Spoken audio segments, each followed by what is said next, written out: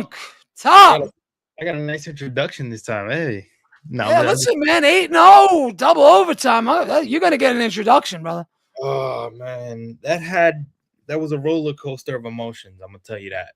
It was like... I mean, Mikal Bridges, I wanted to kill him, but got to give him props. He hit that big three to ice it in the second overtime. That made it a 7-point lead. Oh, my God. Mikal. You're a character, man. You're a character. He drives you nuts. Dude, all the time. And when he's on and you give him his credit, you're hyped that he's playing a good game, but then he comes in the next game and he's nowhere to be. Like, the inconsistency is too much. Man, it's like, dude, when are we gonna get But he's doing it defensively.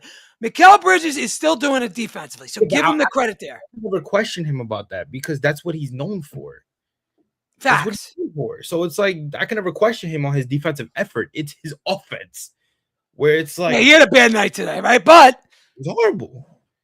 But I get it. There had to be one source of offense, and it was Jalen Brunson tonight. A 40-point game tonight, man. He took over. He put the team on his back. I mean, again, this Denver team is no slouch by any imagination. Like Alan Hahn said in his post-game interview with Mitchell Robinson, like you were saying, this is what championship teams are all about. You go up against a contender. And what did I say last time? I said, listen, every time we play Denver, we're always battling out with them. It's never a blowout. We match up very well against Denver. Very well. If we got them in the finals, then I could maybe say we might get a chip. Even with Randall. Oh yeah, of course. This goes back 2 years. And this was a good test for this team to be like, all right, we did what we did against the Wizards. Now we got a real contending team coming onto our court. Let's see what they're made of. And they took you to double overtime, and you were able to scratch out a win. Now, as sore as they must be, this is where you can build off to go into Detroit on Friday and really send a message. Because you're on a momentum compared to the inconsistencies that you had going into Detroit last time. Now you're on a hot streak. Now you're sending a message where you're going. Are we going to Detroit or are they coming to us? We're going to Detroit. Again, okay. All right, so I was about to say, is this the biggest win of the season? So far, yes, but the Detroit game is the biggest game of the year, in my opinion. They could grab a win against Detroit, I think, by no matter how that game goes. Win by 2, win by 10, biggest win of the year. Because of what they did to you and because they're number one in your conference. You're right behind them. They're like 2 games behind them, So where do you see right now? Where do you think the Knicks stand? In terms of entire league? In terms of the East. In terms of the East, I mean, we're second best right now. So the Celtics, you're not even worried about them anymore? No. Are you worried about them with the move they made today? No. Vucevic? No. He plays us well. But so they are. I think they're I would say beyond Detroit, I say right now they're our second biggest threat. Yeah, but I still think we hold just because of the history, Top. No, 100%. And what I say, me saying this isn't saying that I'm gonna sleep on them or that I'm completely, walking over them. That's not even close. Especially if they do get Jason Tatum back, with his. I don't think he's coming back this year. I think that would be so silly of them. Yeah, because God forbid he comes back and does what some guy. Remember, KD came back too early, missed 2 seasons. So I think it's a situation where you put Vucevic in a pick and roll situation, and defensively he starts to get in a position where he can't really play great defense. Now offensively, he can stretch the floor a little bit. He can shoot the ball when he needs to. He could post up. He can facilitate at times. So that's kind of why they got their man that could do a lot of different things. But when you're putting him in that situation defensively and he's stuck in a pick and roll, I think you can utilize it because he doesn't do well against small matchups. So when you have him switching to where he has to guard Brunson, I think that's food for Brunson. I think that's food for a Mikal Bridges at times. I think that's even food for OG Anunoby. So there's ways to utilize that where I think it works into the advantage of the New York Knicks. However, Detroit is just different. I'm gonna say before we ever, I just want to we'll talk about tonight a little bit more. If I had to pick a defensive player of the game, I got to go Mitchell Robinson tonight. I have to. Yeah. The way he held Jokic in those 2 overtimes, I mean, he didn't hit any of his threes. I don't know when he shot, but I want to say it's maybe 0 of 4 from 3. And then the time he did foul him at the 3-point line, he only hit 1 of 3. My defensive player of the game is Mitchell Robinson tonight. I don't know what Mike Brown will have, but if I had to choose, it's Mitch. So Mitch tonight was a +3 in point differential, had 10 points. He was 5. Remember, he's playing with different lineups. It was a close game, so you know. Right. No, that's hey, listen, that's fine with me. Mitchell Robinson still impacting the game on many different occasions. Again, 10 points, 5 of 5 from the field, 8 rebounds, 1 steal, 1 block. Yeah, Mitchell Robinson is in a league of his own right now. I mean, we've spoken about Mitchell Robinson and this being an important year for him because obviously he's going to become a free agent. And he's playing the best basketball he's played in a really long time as a New York Knick. I also think that it credits the fact that he's been healthy because of the way that they've been managing him. And I think it's very smart. He even said it himself, listen, what's broke, it doesn't need to be fixed. Like if this is what they're doing, if this is what is going to help me be on the court consistently and it's helping the team, I'm for it. If I have to play 1 game and then miss 2, or if I have to play 2 then miss, it is what it is. If it's working where I'm not being a liability, and so be it. And I haven't seen Mitchell Robinson move this way laterally, move this way downhill in like 5 years. Like he looks agile. Mitch looks like he could move. He's with grace. I mean, this is the last time I saw this Mitch was like in the COVID season. So whatever the Knicks are doing, they're doing it right. They are unlocking the best part of Mitchell Robinson, and it is working. Yes, he's not playing 80 games. He's playing probably 40, 50 tops, but that's okay. Right. That's okay by me. Right. He's healthy. He's healthy. That's what it comes down to. The one thing that any Knick fan, it don't matter who you are, the one thing that we preached with Mitchell Robinson is that we would call him street clothes. We would call him all types of shit. How many times were we putting him in trade situations all because of his health? It wasn't because of his game. We knew what he could do when he was healthy. It was because why are we going to allow ourselves to have to deal with a guy that was inconsistent when it came to his health? All of a sudden, now this year, the Knicks found something with him, and he's been great. Like I got to tip my cap to this guy. He's been absolutely.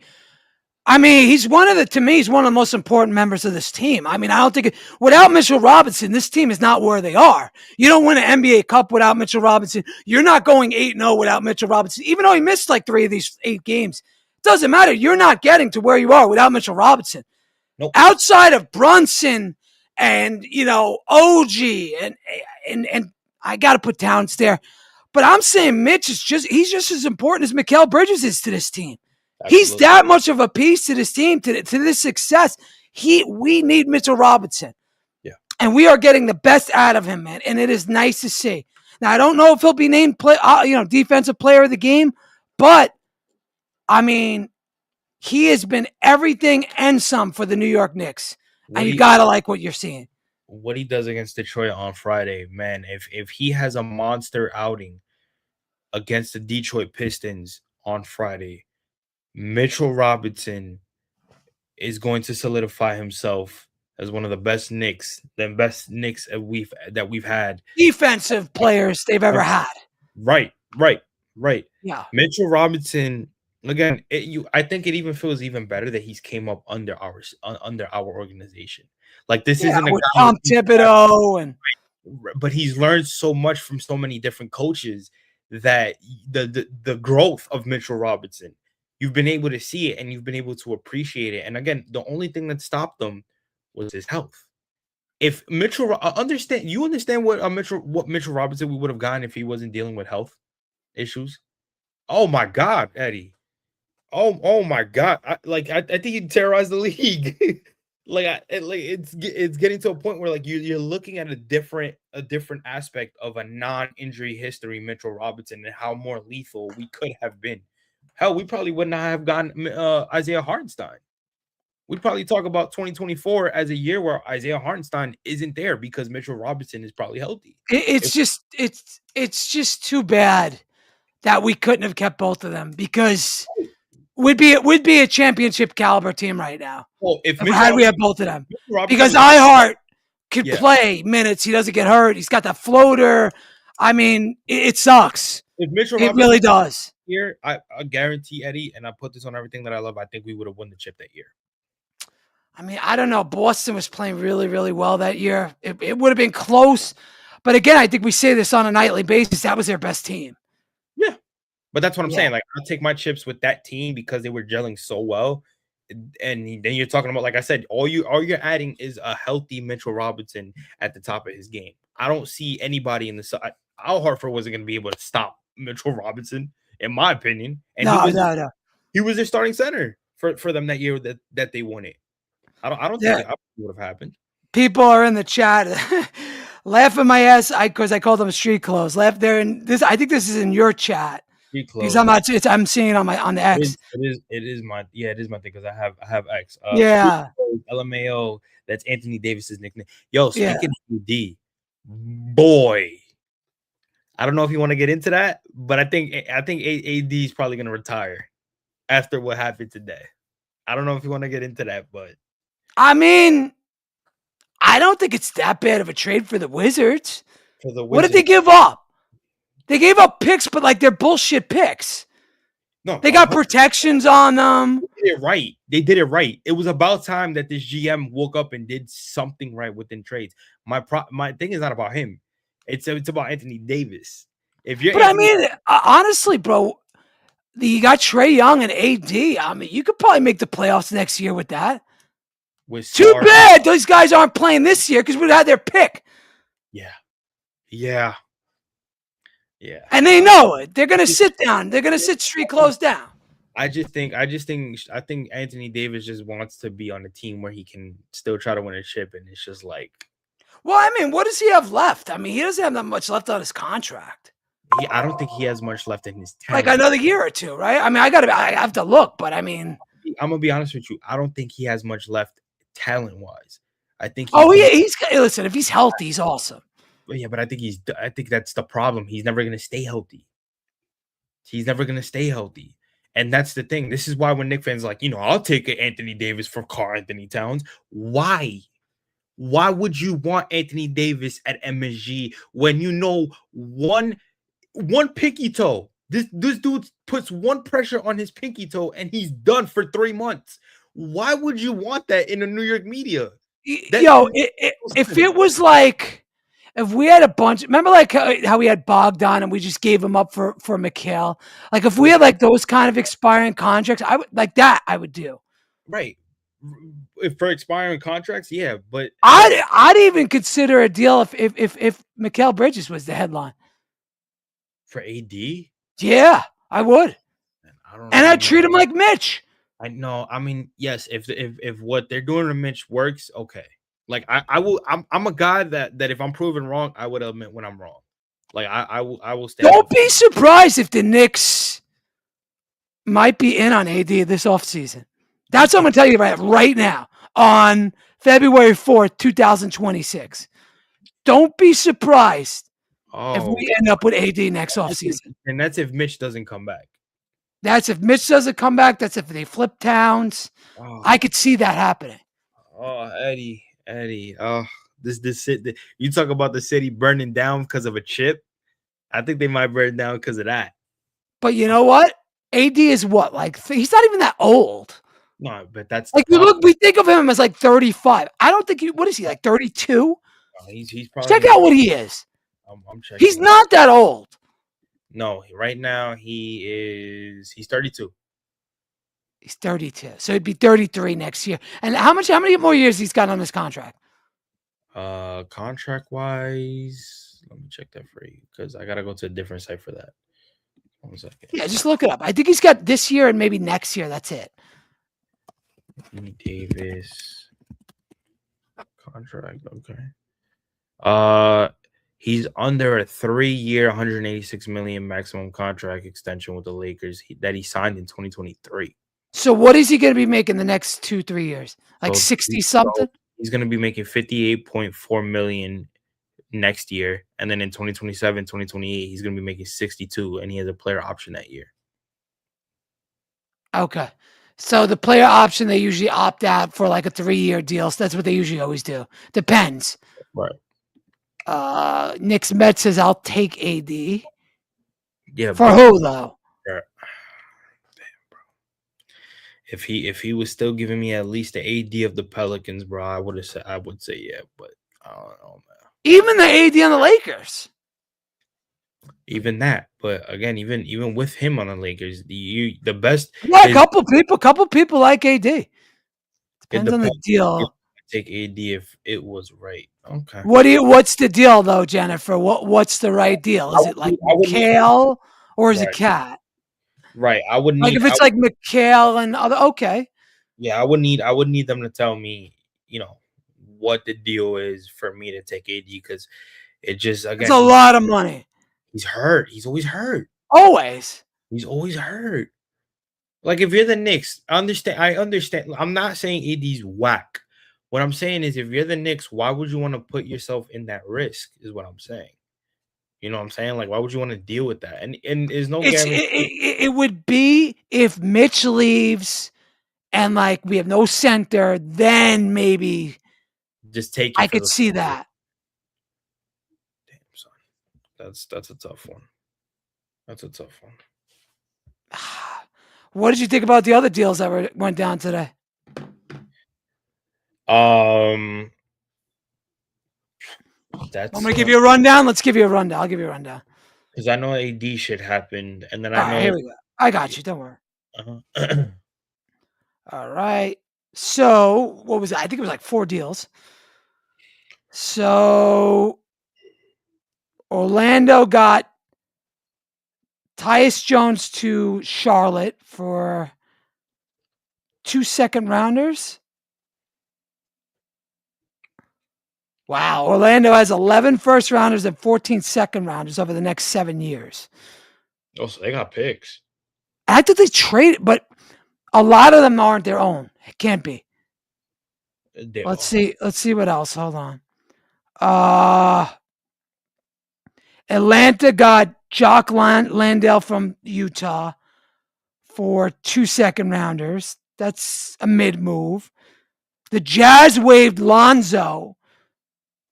I think we could sign Lonzo if I'm not mistaken. Would you be interested in Lonzo?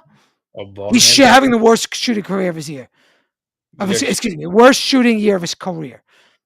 I mean, if you get yourself a playmaker in him, yeah, maybe.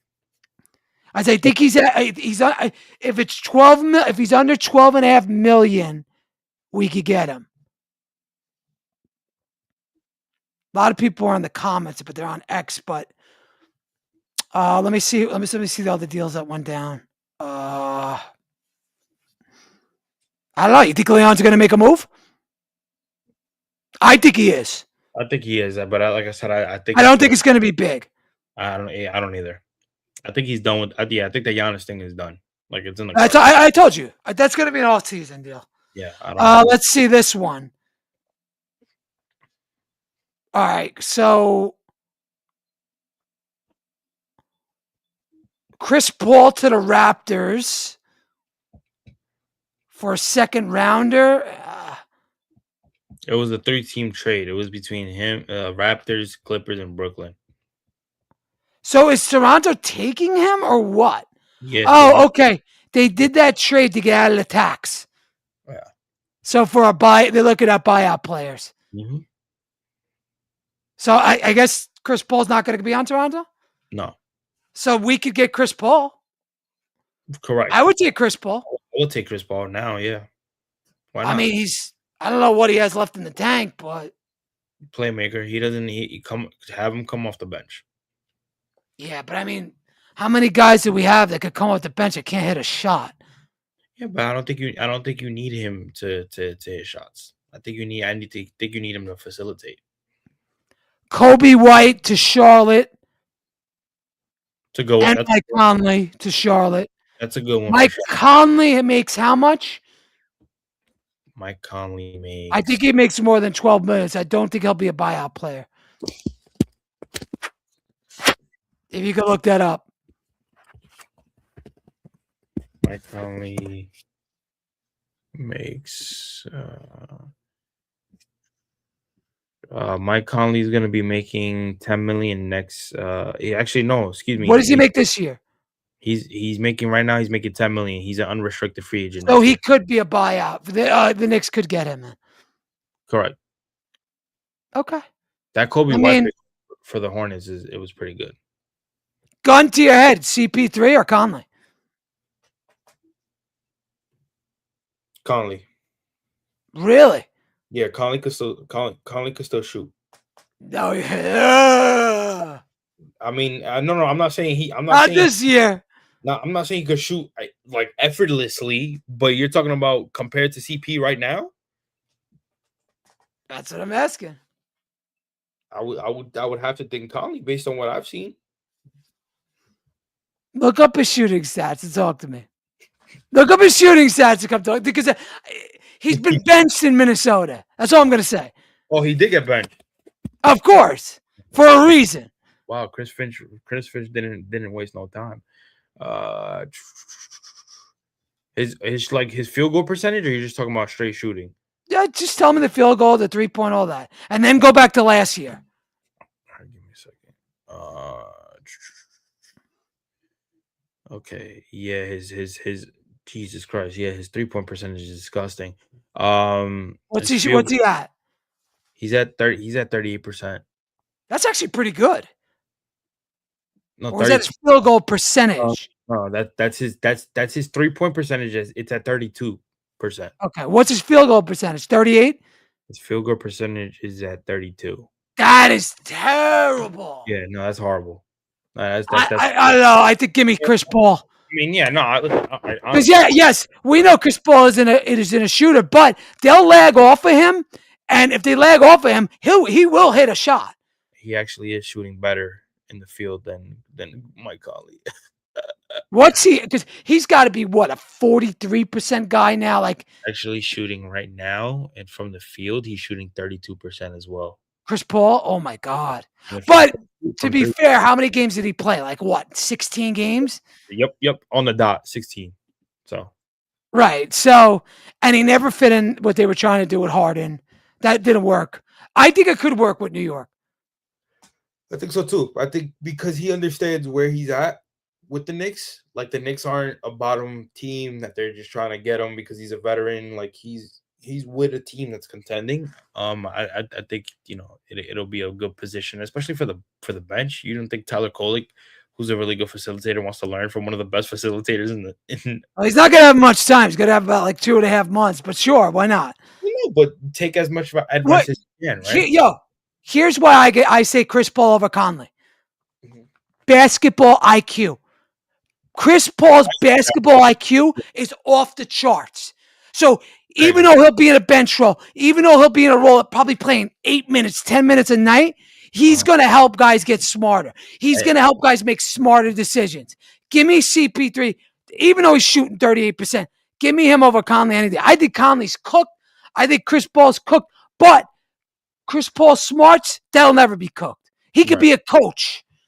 Right. That's how smart CP3 is. Somebody in the comments was saying CP shoots enough bricks to build a State Farm building. No doubt, but we don't need him to shoot. We don't need him to shoot. I don't think he even does the commercials anymore.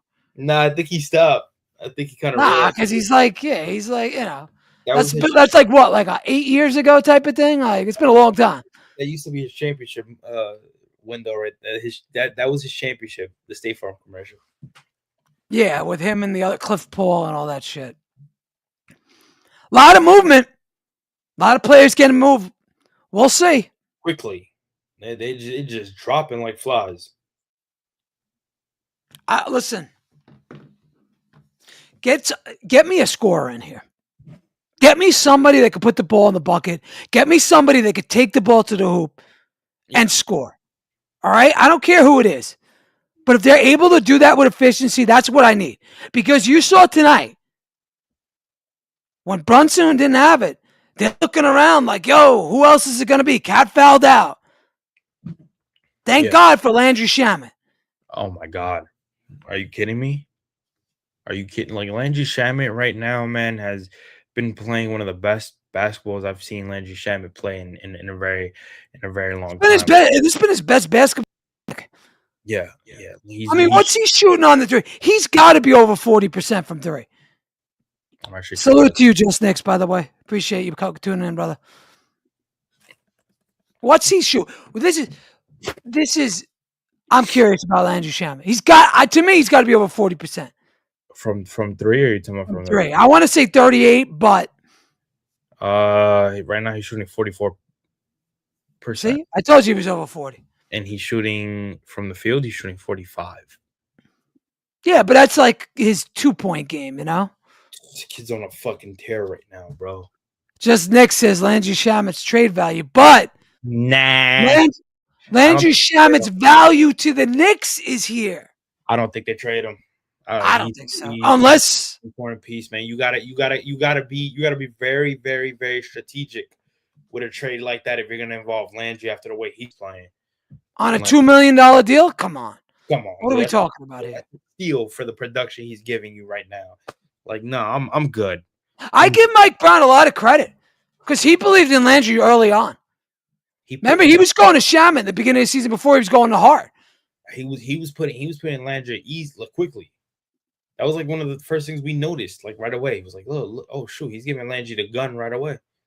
Just Nick says Herb Jones. Herb Jones, Bob, where you getting that 20-something million from? Yeah. Who you traded for him?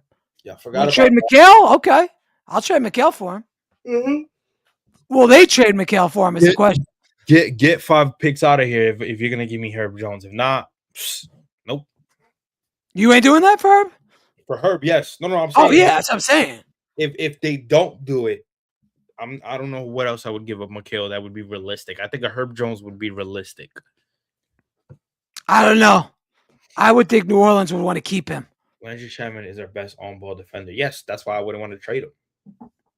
Is he our best on-ball defender? OG's our best on-ball. Well, OG's our best, but I'm talking about coming off the bench. It would have to be Landry. I'd say I think Deuce is better than Landry on ball. No, I'm talking about right now.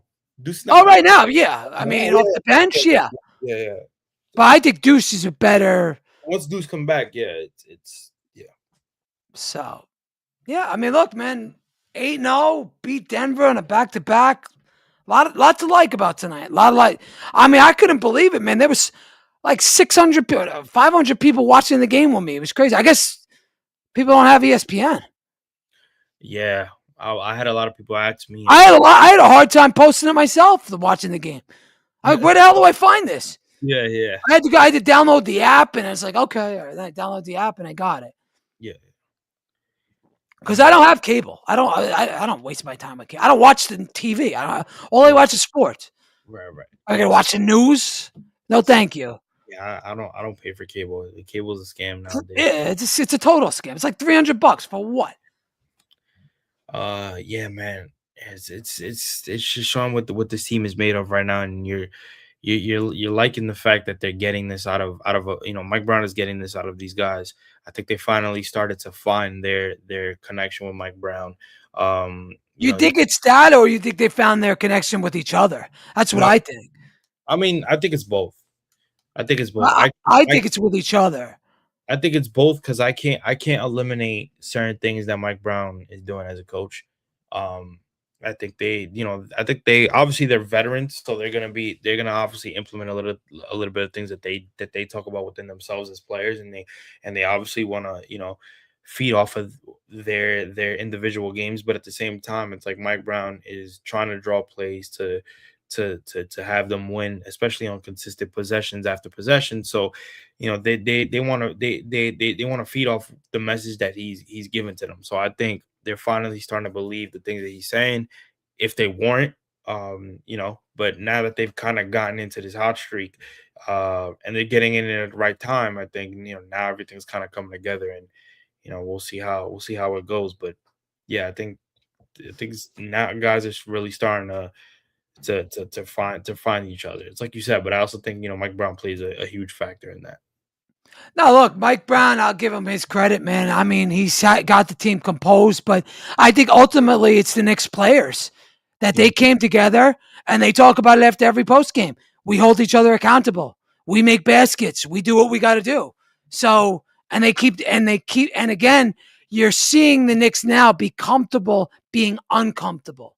Yeah. Like in these overtimes, they could have mailed it in. They had many chances to mail it in, but they didn't. And they were uncomfortable moments. We were getting picked up full court at points. Yeah. Murray was hitting a bunch of shots in that fourth quarter. Murray led them to that overtime. Let's be real. Murray cooked tonight. Yeah. Jamal Murray cooked tonight, man. You forget that Jokic had 30 points. And a triple-double. And a triple-double, so.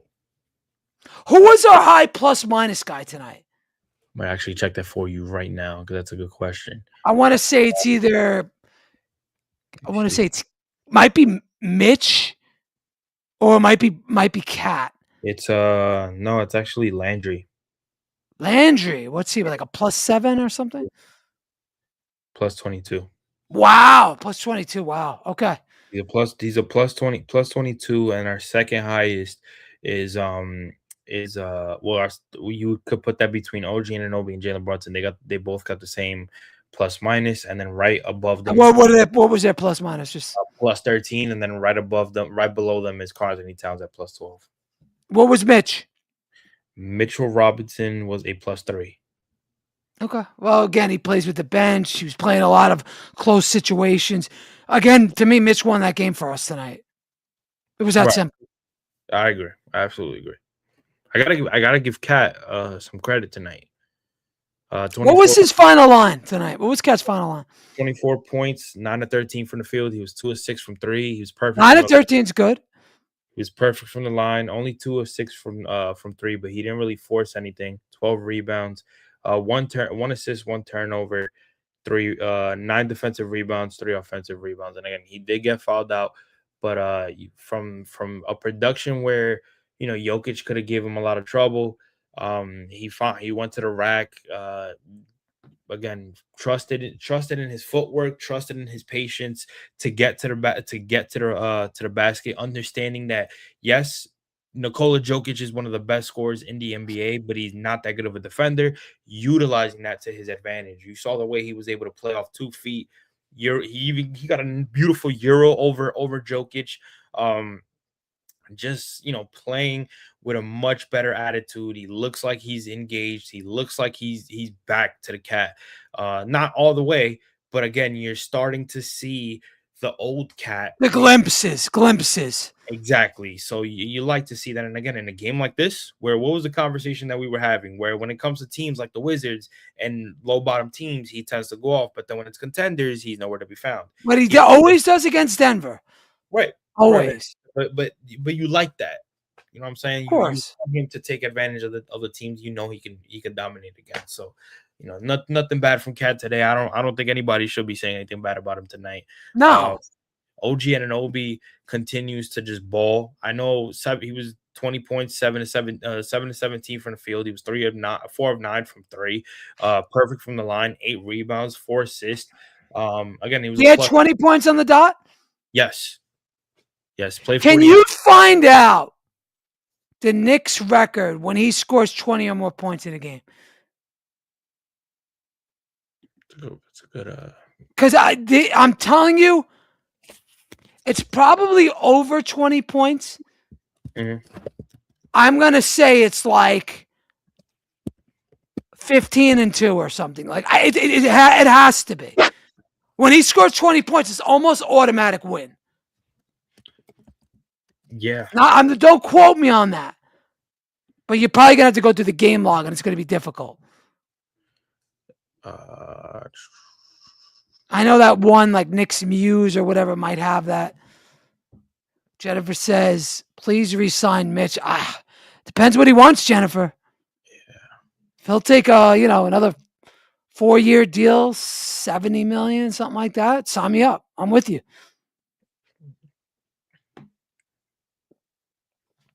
Depends what you want to give him. It's going to take me a while to find that stat. It's hard, right? Yeah, because they don't directly have that stat. That's why I said it's something. If you look up, I guarantee you, it's like I don't know how many 20-point games he's even had, but They it's said, the record is good. yeah, they said he's only had one 20 point plus game this year, which I think No, he's had more than 20 many times, just in the streak alone. Stat Muse got that wrong. I don't know why they put that, but Jennifer says you give him 480. Will he take it though? will you take that? What is that? That's how many? That's That's 20 mil a year. and they'll probably give him a more. They'll Free probably give, agency might give him more, but look, think about this too. He doesn't play 82, so will he get 25 million a year? I mean, you know what though? That would definitely be a perfect. That's like a decent contract. If the Knicks were to look at it that way and kind of tell them like, listen, we want you back. We're giving you 20 million for 4 years. And you could start him out at like 15 and then up him. Right. That way it wouldn't hurt them. Right, where it's not going to kill us next year with the cap. That's what I was gonna say. I think we'll be over the second apron anyway, but I don't know. I'm with you, Jennifer. If that deal's on the table, I'm doing it. My question to you: what happens if they end up going over the second apron? Like, what penalties do they face? All right, so if you're over the first apron for 1 year, it doesn't really mean anything. It's kind of similar to us now. Can't get players in the buyout. I don't think you can get any players on the buyout market. Whereas in the first apron, you can. I think second apron, you can't. Anybody. Gotta stick with who you have, unless you make a trade, right? Then if you make a trade, it's got to be dollar for dollar. So the trade has to match nothing more, nothing less. Right. Right. So, and then though, here's where it comes into play. If you're over the second apron 2 out of 3 years, 7 years down the road, you lose your first round pick. 7 years down. Wow. Yes. Okay. And you can't trade it. Oh shit. All right. So for 1 year, it's okay. Remember, Boston was over last year. But this year they knew they were gonna, so they traded KP, they traded Drew, and they got under. And they're still playing good. When we win, we have 30 assists. Did we have 30 assists tonight? I don't think so, but we're 12-0 in the season when we have 30 assists. That's my stat. 40, I'll tell you right now, 45-3 since 2022-23 with 30 or more assists. We're talking about it as a team? Yeah, did we have 30 more assists tonight? Maybe we did because we went to 2 overtimes. I'm talking that right now for you.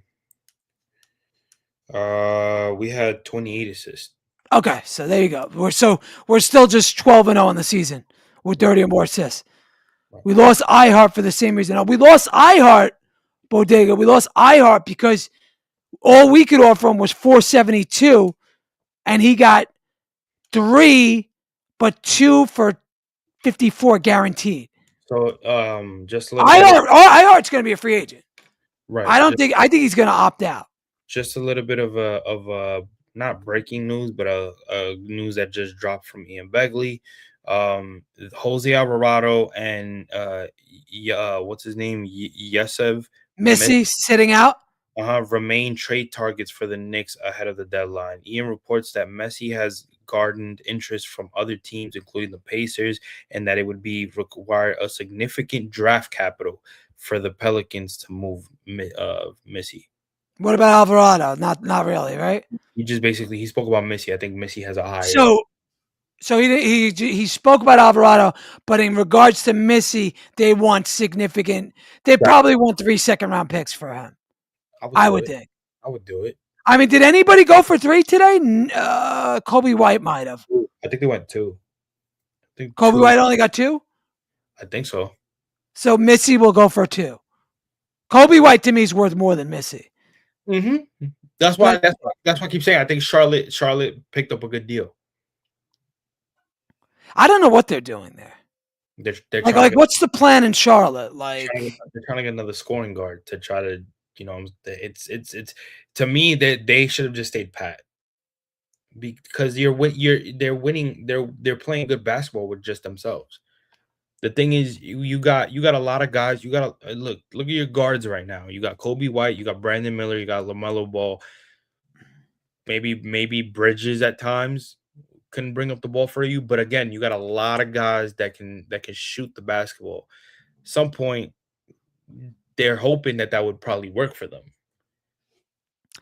So there's a lot of so basically they got shooters. That's the plan, to be honest. Okay. All right, I get it. Trying to make but I mean, they can't defend to save their lives. That's their problem. They're trying to make the play in offensively. Right. And they probably will make it. I mean, the Bucks are done. Well, the Hornets are actually playing really good at like the last. Right. I think they're like 7-3 or 8-2 or something. They've been really good in their last 10. It'll be funny. How things work. What? Let me see if I get to pull up the standings here real quick. Hold on. Give me a sec. I got so many tabs open. That's why. I got it right here. Let me see. Let me see if I could share it. Give me a sec.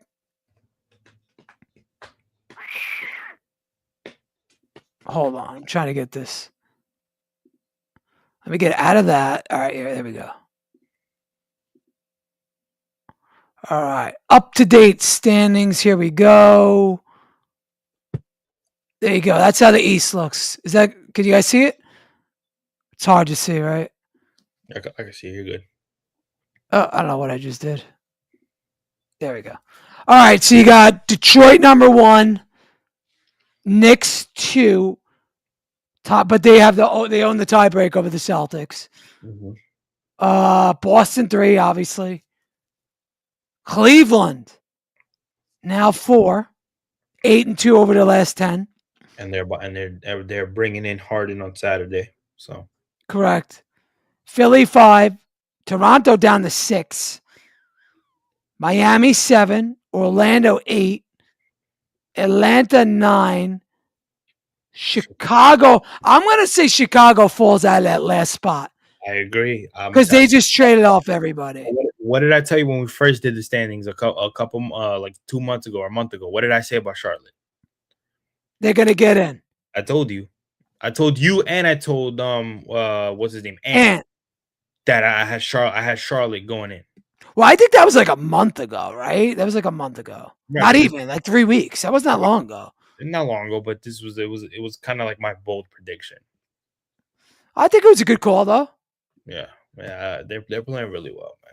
I mean, you got Brandon Miller there. They got some ball. I mean, they got some guys who could play. You got Miles Bridges there, who I always liked. Yeah.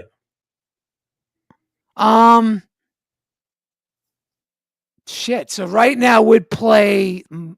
No, we don't know who would play because we would play a play-in team. Yeah. I'd rather face like. Well, how does the plan go? The 9 plays the 10, the 7 plays the 8. If the 7 plays it, the 7 wins, they automatically are the 7. And then the loser of 8, 7, 8 plays 9, 10. That's the way it works. Mm-hmm. I'd almost rather play Toronto than I would Orlando, I think. How do you feel about that take? Because we've honestly, you saying you'd rather play Atlanta or Toronto than Atlanta? I'd rather play Toronto than I would Orlando, just because I know Orlando matches up against us. Yeah, I agree with that. But Orlando's a mess, to be honest. Yeah, no, I agree with that. I think if because we've beaten Toronto already and we've kind of had their number, I think that would be a good first round matchup for us, and then obviously from there on, we'll see how it goes. But I think that's a good first round matchup, kind of get us going. I think Chicago's done, Christian. I'm sorry. I think they've cooked. I think they're cooked. Let's look out west now. All right. So San Antonio moved up to the 2 spot today. Well, no, they've done that over the last couple of games because Denver's lost 3 straight. Right. So then you got Houston, Minnesota, LA. Phoenix is now back in the play-in. Did the Lakers beat the Nets tonight? I hope so. Yes, they did. Golden State, they're cooked. The Clippers are cooked. Portland is. I mean, the mess. The West is. Who scares you besides? It's Houston on down. I'm not afraid of Minnesota. Not afraid of LA. Phoenix will give you a tough series, but I think the Knicks could beat them in 7. I do. I think the Knicks could beat them in 7. Yeah, it'll be a tough game to say the least, but yeah, I think they could beat them in 7. Yeah, all right. So I mean, yeah, come on, man. Yeah. What did Christian say here? I'm agreeing with you. We're saying maybe the Magic even drop. I don't think the Magic can drop that much more, though. No, they gotta stay pat right now. I mean, Phoenix is good. They are. They're much better than they were last season. Much better than that super team squad, without a doubt. Yeah. But we'll see. We'll see what tomorrow. 100%. See if there's anything else from Begley. Nah, it's the same thing what you read. Let me see if I get any player interviews here. Let me see. Nothing. All right. Anything else from you, Top? Not much, man. Very impressive win. Shout out to the guys. They truly deserve that. They battled out against a contending Denver Nuggets team. I know they've been struggling. But man, I'm honestly, dude, and it's not even about the 8-game winning streak. I'm very, very excited to see what these boys do now that they get a second chance to go into a dogfight against the Detroit Pistons in Detroit. I think that's what people are forgetting. It's not just another Detroit matchup, at home. No, we're going back to Detroit again. Listen, to me, it's the game of the year. It's as simple as that. If you don't think that, then I don't think you're paying attention. And I think you have to beat them. And plus, you got to understand, as good as Detroit's playing, and yes, they're ahead of us in the conference, no matter what anybody tells you, the Detroit Pistons are trying to get their lick back from that first round matchup. Of course. No matter who finishes, if Detroit could finish first with the best record and we go into the playoffs, they are trying to get the Knicks in any playoff matchup that they can to get their lick back over them after that first round matchup. Well, you figure, look. The way it's set up right now, I don't know if these standings are going to hold up. Right. But you figure if we do get them, it's going to be in the ECF. That's what if the Knicks play Detroit, it's going to be in the ECF. Exactly what I want. But in order to build some momentum, you have to beat them. It can't be like a Celtics thing where they're 4-0 against you. I don't know. I'm assuming we played Detroit 4 times. I'm assuming that. Yes, or is it 3 times? I think this is matter of fact. I think this is the 3rd time. No, we played them.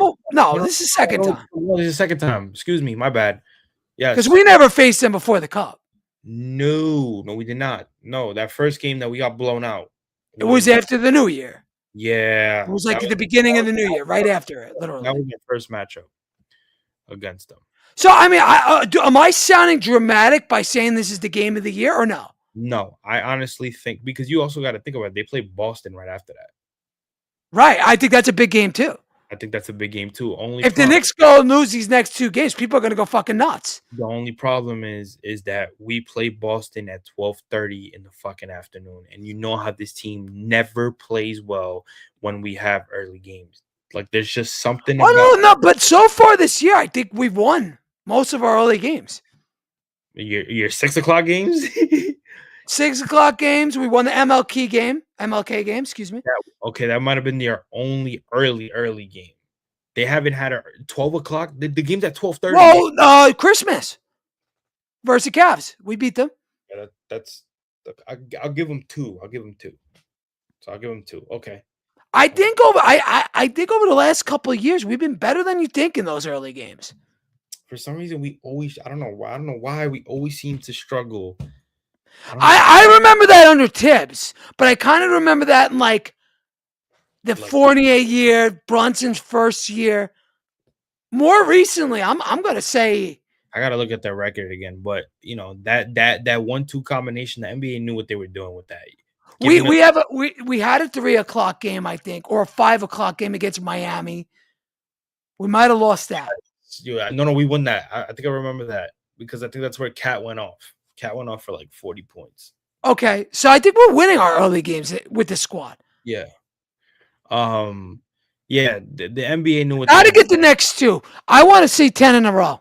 no look, but look at this, look at this, look at this. Look how the Adam Silver made sure he wanted to fuck over the Knicks. Look at It's a hard schedule to end. I know. We have Detroit next, Boston on Sunday, Indiana, which you could whatever, Philly. Any could beat us any game. You know, they play us tough. Right. You got Philly right after that. Detroit again, at home this time. Then you got to play Houston at home. Then Chicago, Cleveland, Milwaukee, San Antonio. Like, Jesus Christ. I have a player in mind who I think would fit the Knicks perfectly. Now, I don't know if Indiana would give him up. TJ McConnell would be a guy I would target. Now, you'd have to put Yabo in that. You'd have to match his salary. But if you could find a way to get TJ here, which I think would be very difficult because of his salary, I think that he'd be a perfect fit on the Knicks. Perfect. Possibly better than Alvarado. I was gonna say you wouldn't. I mean, I was gonna say you wouldn't want to just get Alvarado. Wouldn't you think? I'd rather Alvarado. I don't know. McConnell's probably better. Right, but you don't. Right, but in case you're talking about how you may not be able to get TJ McConnell, wouldn't you want to get Jose Alvarado? Of course, he'd be my second pick. That's what I'm saying. Like, at least you have a safe pick in case, let's say, if they do decide to pivot to McConnell and you can't get him. What do you think it'd go for, though? Who, Alvarado or McConnell? Alvarado. Alvarado? Because McConnell's going to be like probably 3 second rounders easy. I mean, if they're talking about this for the Missy dude, are you impressed with Missy? I'm not. I don't see it. Solid backup. He's not. He's He's mid. He's not crazy. That's what I'm saying. If I was Leon Rose, I'm just sticking to get Jose Alvarado and call it a day. That's it. Just upgrade your bench. There's nothing in this trade deadline that the Knicks need to do right now. There's not. They're kind of stuck. No. They could use a scorer. They could use a ball handler. Okay, we could use a wing. We could because how long is DOR going to be out? How long is Hart going to be out? Okay. All right. So then, if you go get yourself a wing, what would be the best wing right now that you could trade for that really? Sohan would be the best wing. And that's about it. To me, he's better than Bay because of the defensive aspect. But I think Bay would cost more. And not only, but even if he didn't, I don't think it would be smart because of the fact that he's a starter. Bodega says add Ayo. Okay, you add Ayo to Sumo, but guess who you got to put out? Yeah. Deuce. So then you're trading Deuce and Ayo, who are similar players, and you got to pay Ayo at the end of the year.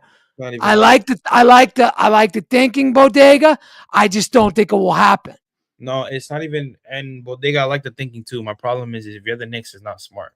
Why am I going to trade for a guy that's similar to the guy that I already got on a better contract? Exactly. I'm not. It's like, you know what I'm saying? Like Leon Rose, if you yourself, Bodega, came up to Leon Rose like, yo, I got to trade back for you, he would slam the door in your face. Like, because of the fact that, why would I want to give up somebody that kind of does exactly what Deuce McBride does? And he's going to get paid probably 15, 16 million. Exactly. So you're just adding unnecessary money when you could just get the same production from Deuce McBride on the right. Yeah. Similar production. It's, DeSumo might be better offensively. Yeah, but still, it's not by a stride where I got to be like, I definitely got to make this move. No. Yeah, so that's what I'm saying. Bulls just loaded up on PG's Hornets too. Again, they're trying to solidify that 10th spot. And that's what it is. Are they though? Are they? I mean, opinion. To me, it looks like they're breaking everything up. Well, when you trade Vucevic, the Bulls, yes, but you know why I think they took the Anthony Simons deal is because of that. Because they got picks for that, right? They got a couple of picks for him. It's like if they get Anthony Simons and they do make the plan, okay, we made the plan, win him. Let's see what the hell we do. If we don't, whatever. But we got picks. We got at least exactly. If we don't, they got a return. It's a win for them. That's what I'm saying. That's why I'm looking at it from Chicago. I'm like, Chicago kind of did something smart with what they have. The Hornets, on the other hand, are basically saying, "Yo, we have a chance to make the play-in, Ka- but we're never gonna upgrade defensively. We might as well just go in with a bunch of offensive Stop. guards and just If the fucking." Bulls were smart, they would have broke this thing up 3 years ago when they had DeRozan, Oh yeah, when they had Levine. Like they should have broke it up the right way. They hung on to those guys too long. They could have got first round picks for Vucevic a few years ago. They didn't want to fucking. They didn't break it up the right way. They just wanted to be a playing team. They didn't want to trade him. Right. Nothing you could do. But at least the situation that they're in. They found a way to kind of maneuver in a better way. I can't really criticize them that much when it comes to that. But yeah, 100%. They put themselves in a tough position when they didn't want to trade Levine and DeMar DeRozan when they had an opportunity. When DeMar DeRozan was still one of their best scorers on the team. When Zach LaVine was still scoring. And DeMar was making like 15 at that point. Cheap. Right. You were saying that the Knicks should have tried to, at that time, that the Knicks should try to make a move for him. Well, I was saying get him when he's a free agent as a sign and trade. Instead of getting Mikal, you got DeMar. You still have 5 picks. Are the Knicks that much worse? No. They're probably around the same what they would be here, and you'd have 5 picks and you'd have Freak. Right. So, whatever. That was my thinking. Build through the mid, but different now. It is what it is. The deals are done. That was a good time when you and me were fighting for that. Build through the mid, man. Don't trade Randle unless you have to. Don't trade RJ unless you have to. Look, I put out a trade for OG. I put out the trade. I think it was the same thing. It was like RJ for OG. I just didn't have Precious coming back. I think it was RJ and IQ. You kind of had the similar idea. Yeah, I had that. That deal worked out well. What would surprise you tomorrow?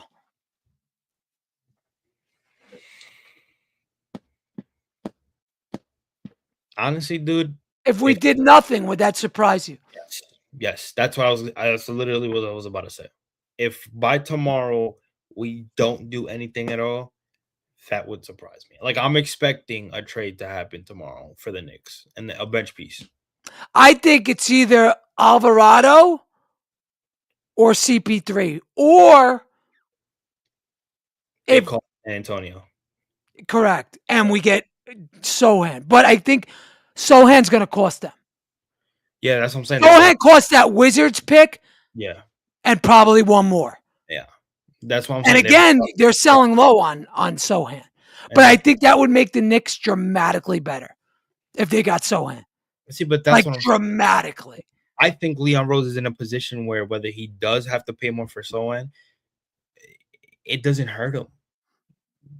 In my opinion, it doesn't hurt him because he'll give you at least something off the bench. No. Look, bro, Sochan could be a starter. Yeah. You could put him in place of Josh Hart. He's that good. Now, offensively, but you know what Sochan could do? What could Sochan do that a lot of these guys that we want? Oh, no, play D. He's a good defender. No. Sochan can handle the ball. Oh, yeah. He can actually take the ball up. I'm not saying he's a point forward, but he could do what Josh Hart does. He knows how to take the ball up. Yeah. He's good with the rock. 100%. Yeah. He could so that's why, I'm in on Sochan. Big time in.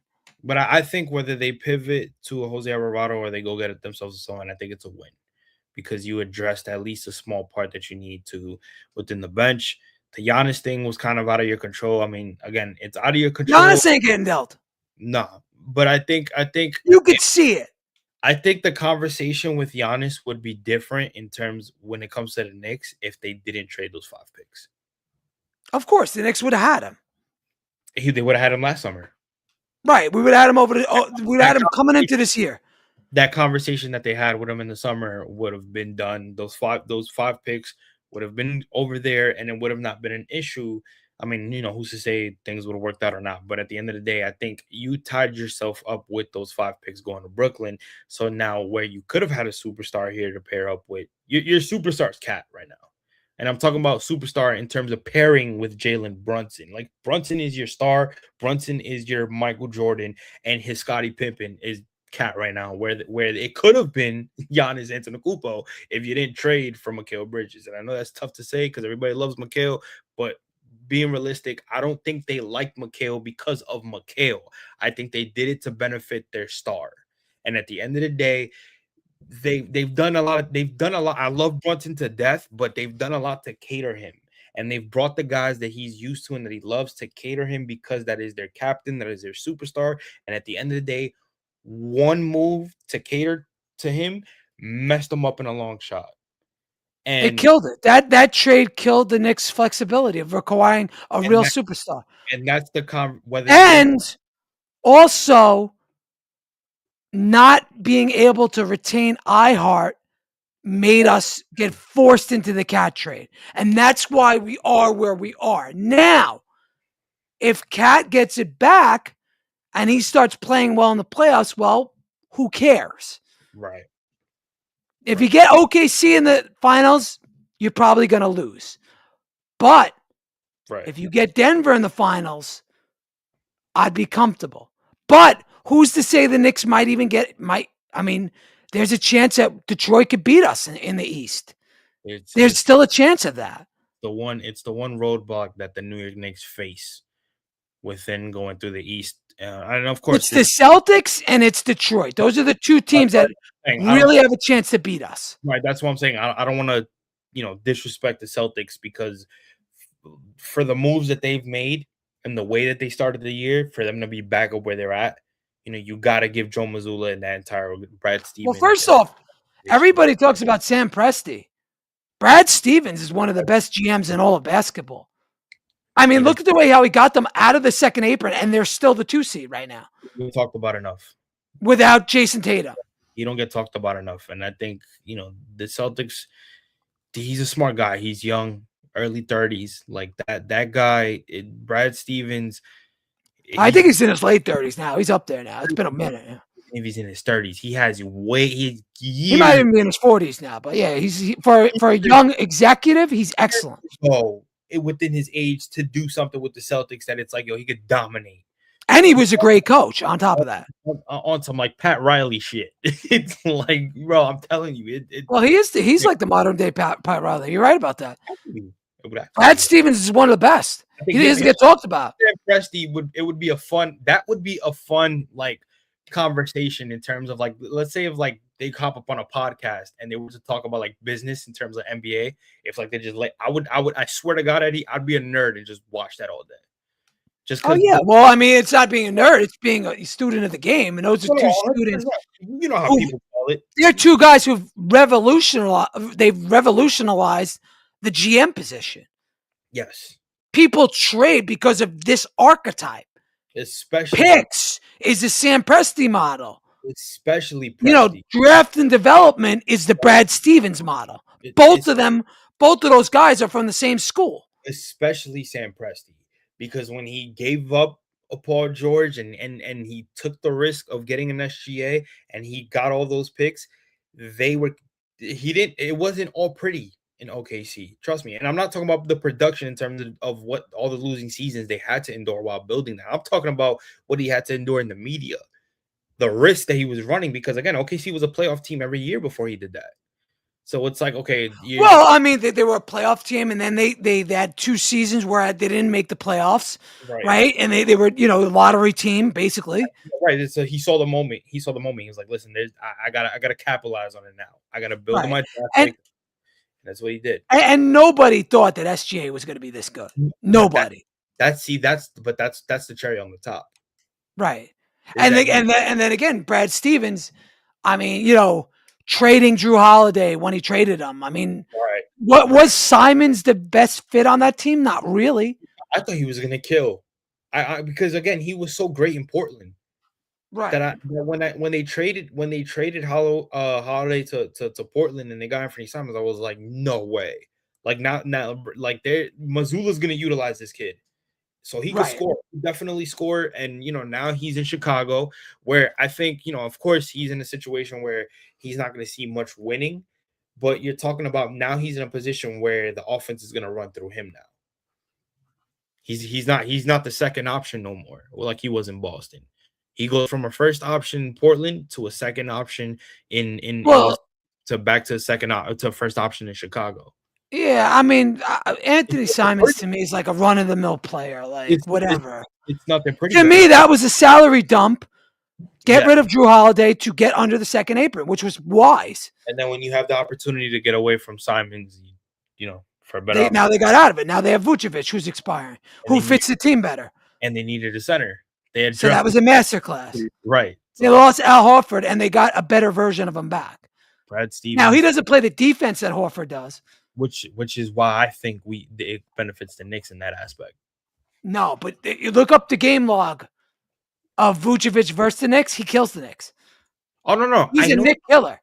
I know he does, but you think in crunch time, you think he'll get the better of the Knicks? He'll beat you by committee. That's how like this year Celtics could beat you by committee because Tatum's not on the floor. Yes, you have to pay attention to Brown, but is he really going to do, again, I don't really fear them, but they're a really good team. And it would probably go 7 games, even though I think the Knicks are better, but the rivalry, just the way it goes. Right. Yeah. It's always a game set. Yeah. Right. I agree. So, yeah, look, man, it's, again, that's getting through the East. It's getting through Boston, getting through Detroit. Now, do I want to face certain teams like Philly and Orlando? No. Like Cleveland, I don't think we'll have a problem with Cleveland. No. Even with Harden. I don't think we'll have a problem. No, if anything, Harden's going to shoot himself out the game.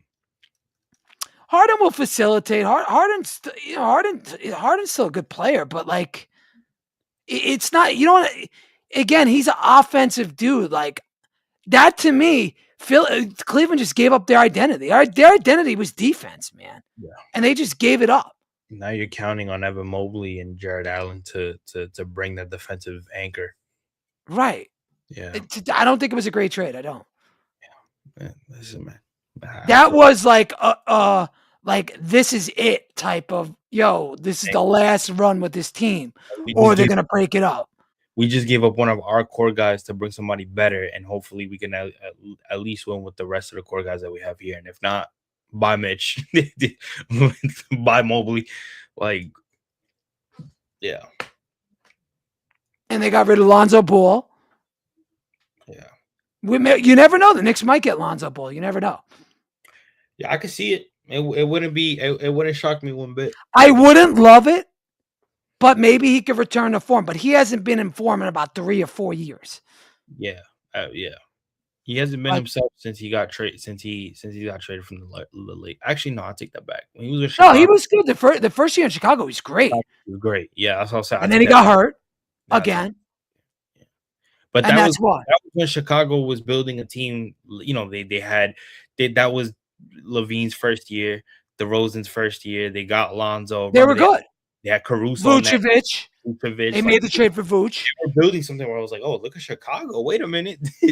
Yeah. Like, okay, so. And it just didn't work out because of the Levine injuries killed them. Right, correct. That killed them. He was never the same again. Right. And he still, he's had glimpses here and there with Sacramento, but not really. He hates it over. You could just tell. With Mike Brown, he was all right that first year. But but just to stay on topic, if the Knicks were to get Lonzo Ball, I wouldn't hate it. I wouldn't love it. I'd rather an Alvarado.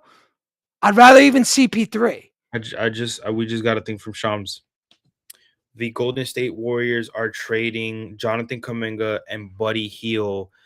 One second. Come on. Okay, yes. The Golden State Warriors are trading Jonathan Kuminga and Buddy Hield to the Atlanta Hawks for Kristaps Porzingis. That was one of the trade I proposed for Cat. Wow, Warriors. Oh boy. Yeah, I'm sorry, Steph. Now the Hawks got another wing. Like, what are they doing? How many wings do they need? Jalen Johnson, Reese Shea, what's his name? The defensive kid. Yeah, I'm sorry, Steph. Honestly, I mean, KP helps, but he's not. Yeah, I don't know, man. I don't know how much of a help he would be for the Warriors and where they're at right now. Like he would have to be like did they KP. get any picks? Did Atlanta get any picks? They had to. It doesn't say yet. Shams only put the main pieces in the trade. Okay. But I like the deal from the Warriors' perspective, or Atlanta.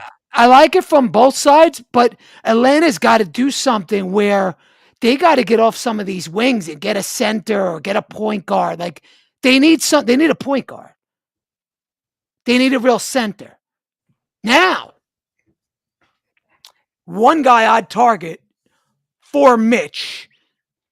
Don't know if it improves you that much, but Okongwu. Mitch for Okongwu. You got to match it up, I think, a little bit more because I think Okongwu was at like 14 or 15 million.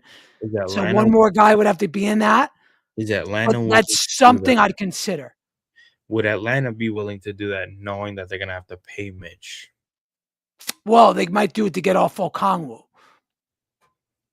But Okongwu's kind of cheap. Okay. Or do they just say?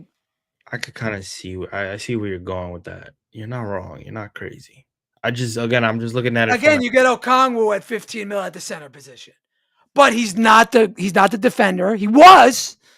Right. He used to get tons of blocks. I don't think he's the guy he was like 2-3 years ago. That's what I'm saying. In Okongwu. Honestly, Eddie, I'm like, I know we talk about the Mitch thing a lot. I think they're gonna pay. I think the Knicks are gonna try to pay him. I don't know. They're gonna have to, and they're gonna have to be over there, or something that maybe they deal somebody. Because again, there's like 10 teams with tons of cap space. Maybe they get rid of Mikal. Maybe they get rid of Josh Hart. Right. Like something like that. Where they're looking at Mitch, we're like, we finally found something with this kid. Like, right. We finally find a way to use him. Why? Now, again, it would be how far they go this year. Like if they get knocked out early, they're going to say no way. Yeah, no, right. That's what I'm saying. Yeah, they might. Right. I don't know, man. I'm waiting for Shams to put the full trade if they give up any picks, because I'm with you. I find it hard to believe that that's all that it is. There's got to be picks in there somewhere. I don't think Atlanta's going to send picks out. But Atlanta did get it. But why would you get? I mean, how many wings do you need? Right. Yeah, they're fully covered with wings left and right. They have no point guard. They have no really power forward because Kristaps was their four. What, he's just going to run out 4 wings every night and like it makes like it's a weird team. I don't know what they're doing there. I don't know. I don't get it. It's a weird situation. I'll be honest with you. Yeah. No, it's like, I don't know. I don't know what they're trying to do there. I really don't. Come on, Shams. I'm trying to see if he's not really posting anything right now, but he only posted the thing. Let me see if I can get it. Because that'll be very telling to see if they gave up any draft picks. Because they had to. I don't necessarily think. Let me see.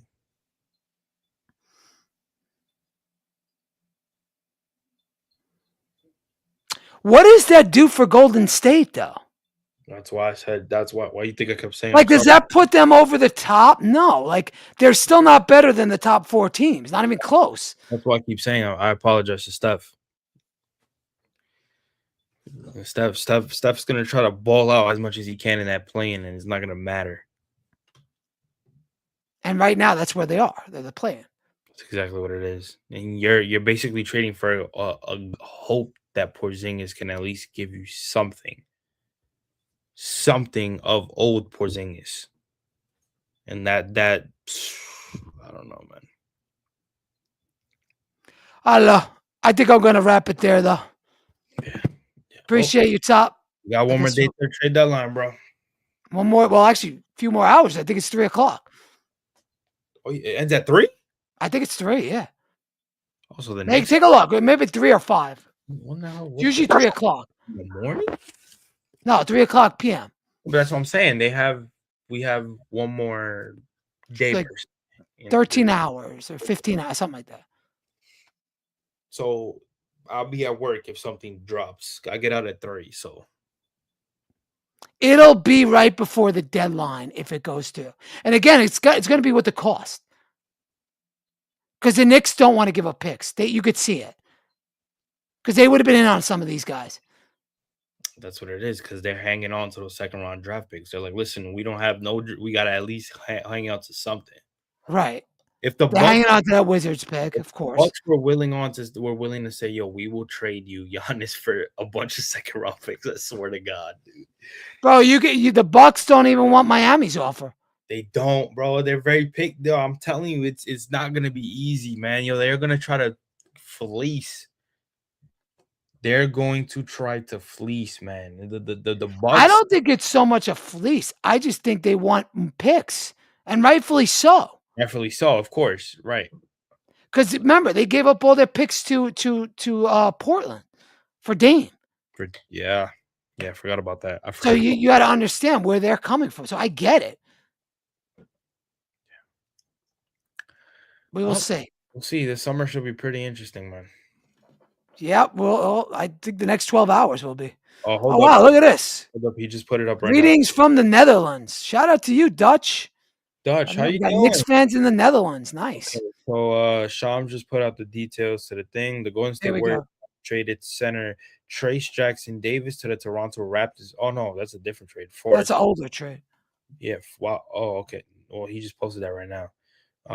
So Golden State has traded Trayce Jackson-Davis to the Toronto Raptors for a 2026 second round pick via Lakers. Okay.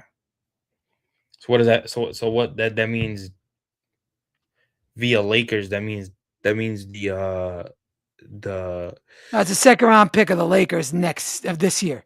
This year, so that means they get that pick. Like whatever happens with what does that do to the Lakers in terms of like record wise? Nothing. The Lakers are like the 5th seed or something. I mean, yeah. That's like a 48th overall pick or 50th. You know, like it's garbage. Yeah. Trayce Jackson, I don't like that guy. I don't know. Well, the Porzingis one is weird. Yeah, no, it's so weird. Throws everything off. Oh, well, good luck to both teams, man. They're funny thing is that both teams will be in a play-in as of right now. So I just don't know what Atlanta's doing with that build. No, it's a bunch of wins, bro.